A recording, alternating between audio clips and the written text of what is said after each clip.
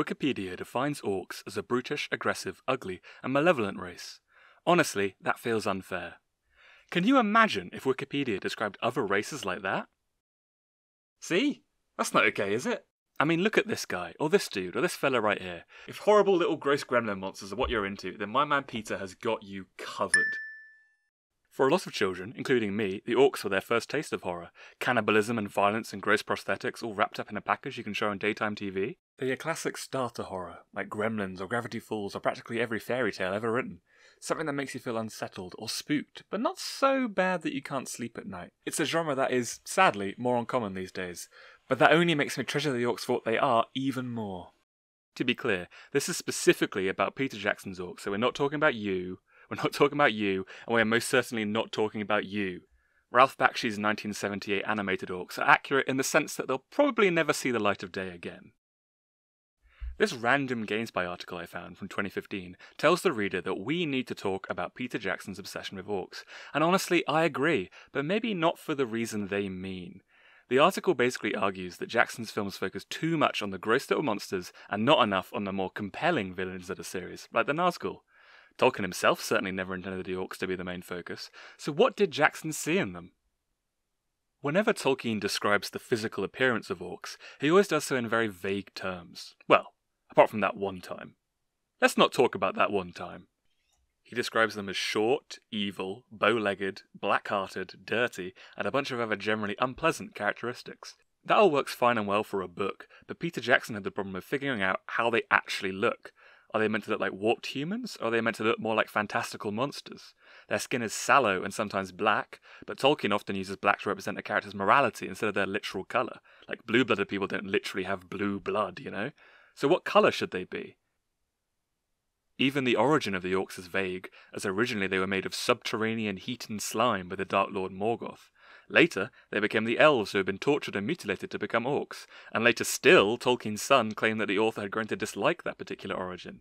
These varying descriptions lead to some wildly different interpretations of how orcs should look. It's like how Lovecraft was able to write the mind-breaking horrors in his books, all like, and then a huge monster rose from the depths. It was indescribable. Just trust me on this one, but it was crazy. Words couldn't do it justice. But just know that to look at the thing would make you go mad, okay? And then whenever there's a film or video game about Cthulhu, they inevitably just go, how about a big squid? Yeah, with like tentacles for a mouth, and call it a day.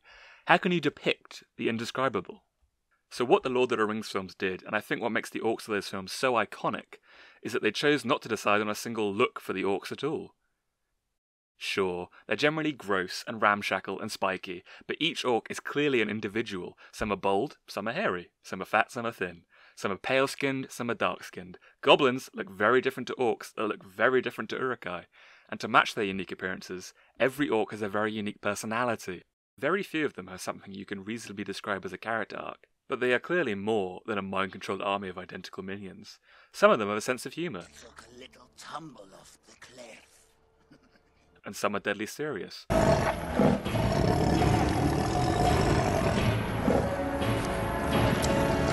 Some are cowardly. Stay where you are. And some are brave, even suicidally so.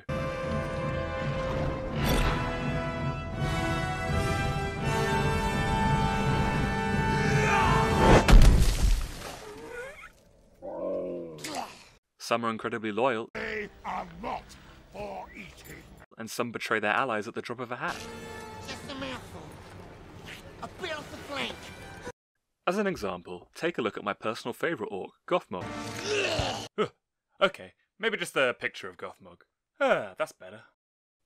Gothmog was technically a character in the books, but his role is so vague that people genuinely don't know if he was a man, an orc, a Nazgul, or even a fallen angel that looked like an orc.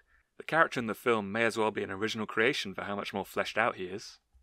I mean, right off the bat, the dude has clearly got some serious medical problems. He's got tumours so large they cover half his face, a withered arm, and a crippled leg.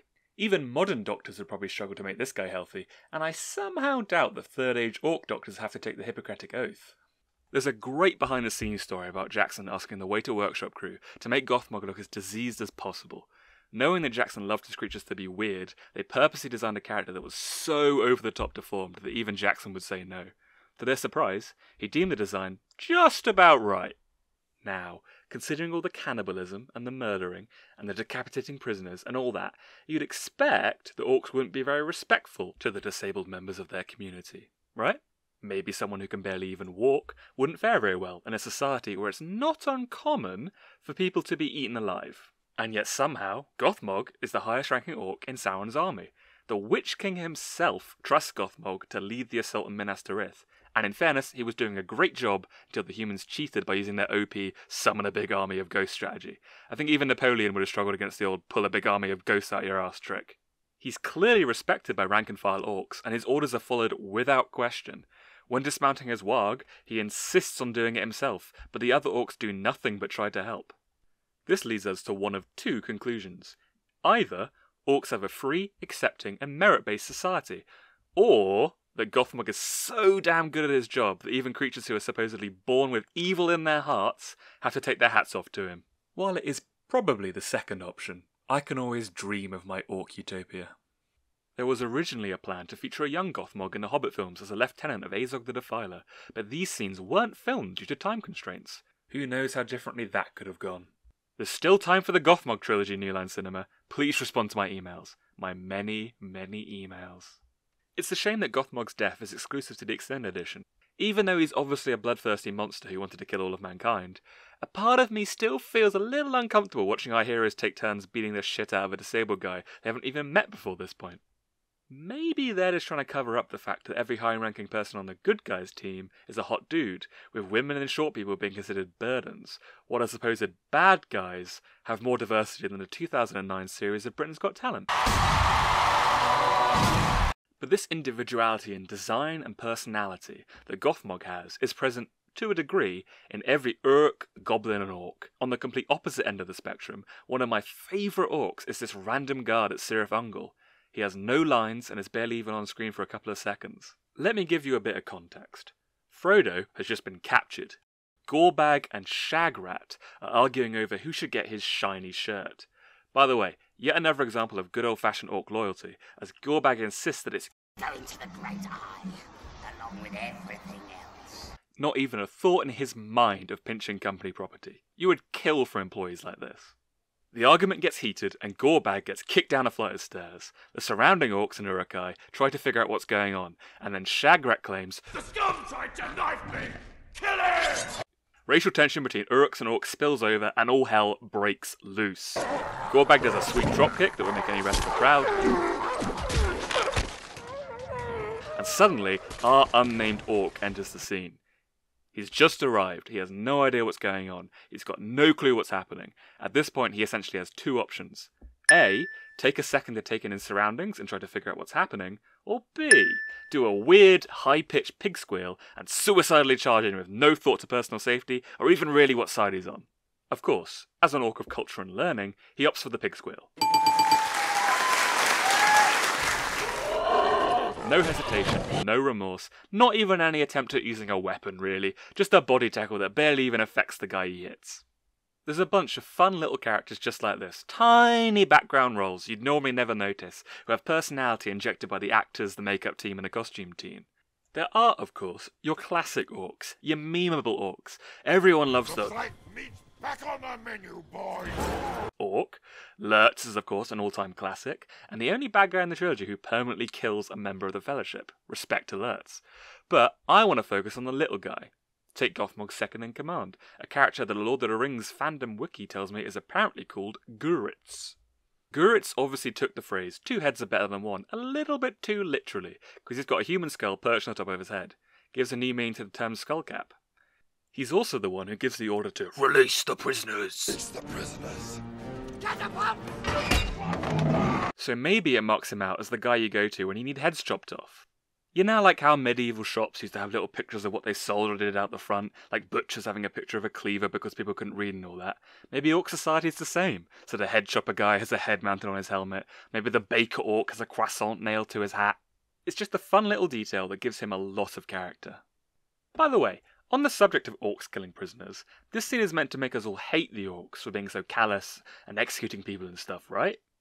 But if anything, Orcs are consistently shown as the only side of the war who do actually take prisoners and keep them alive. It's not like the good guys ever take prisoners, is it? Or nurse them back to health. There's one scene in The Hobbit where Legolas is annoyed that his dad kills a captive who they promised to release. Why did you do that? You promised to set him free. And I did. But that's the only remorse we ever see. Isildur's heir. It takes more to make a king than a broken elvish blade. Mordor captures Gollum and then releases him. Sure, alright, they tortured him for information, but the good guys also tortured him for information. That's just what you do in Middle-earth. You torture Gollum for information. You're having a bad day, you torture Gollum. You don't get that promotion at work, you torture Gollum. It's just a stress reliever. Merry and Pippin are taken hostage by the Uruk-hai and honestly treated relatively well. They're not beaten, they're barely tied up. Sure, one orc does try to eat them, Just a mouthful. Appearance of flame. but he's very quickly put in his place.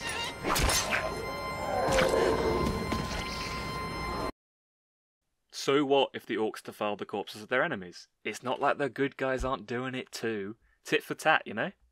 By the way, there's a Russian novel called The Last Ring Bearer that imagines the Lord of the Rings as a history written by the victors sort of thing. It tells the story of Mordor as a peaceful nation on the verge of Industrial Revolution, which is attacked by its jealous racist neighbours. That's definitely the version of events I subscribe to. Unfortunately, considering the book takes the concept of copyright and takes a long old piss all over it, it's unlikely we'll ever see an official English translation. Anyway, back on track. I like the orc who says yes when Saruman orders him to burn it all down. Burn it. Nothing else to really add, I just like his enthusiasm. A+. On the subject of the much ignored Isengard worker orc, I also really like the guy who's outfitting the Uruk-hai and gives one of them a cheeky little slap around the head. Bearing in mind the first Uruk-hai strangled an orc to death within 1 second of being born, that's a pretty ballsy move to just give one a cuff around the head. Also, got to give respect to the Trees are strong, my lord. Their roots go deep. orc. Not only does he show a strong sense of style with the rare and brave 8 nose rings aesthetic, he's also the subject of a classic meme about Saruman's frankly poor project management skills. I was originally planning for this video to be called something like Ranking the Orcs from Lord of the Rings, but it just made me realise how incomparable a lot of them are. Gothmog might be respected by his men, while Gorbag has to dropkick disloyal soldiers off a cliff. Sharku is a chatty guy who cracks jokes with his dying breath, but Lurtz is a silent monster. It successfully sells what I think Jackson was going for, not an army of generically evil monsters, but a rabble of chaotic individuals. Some cowardly, some cruel, some violent, all banded together by equal parts loyalty and fear. I think it quite nicely represents the flaw at the heart of Sauron's plan. He has the will to dominate, and ultimately seeks to control all of Middle-earth. And yet, everything under his command is a chaotic mess that is barely held in check. From Denethor's paranoid leadership of Gondor to the Ring's corrupting influence on everyone it's near, Sauron thrives on creating chaos, disorder, and paranoia. Maybe Peter Jackson is obsessed with orcs because they represent what Sauron's victory might look like. For want of a better word, they are Sauron's human face. Not a world crushed by a single will, but one torn apart by countless paranoid individuals stabbing each other in the back. And drop-kicking each other off of cliffs.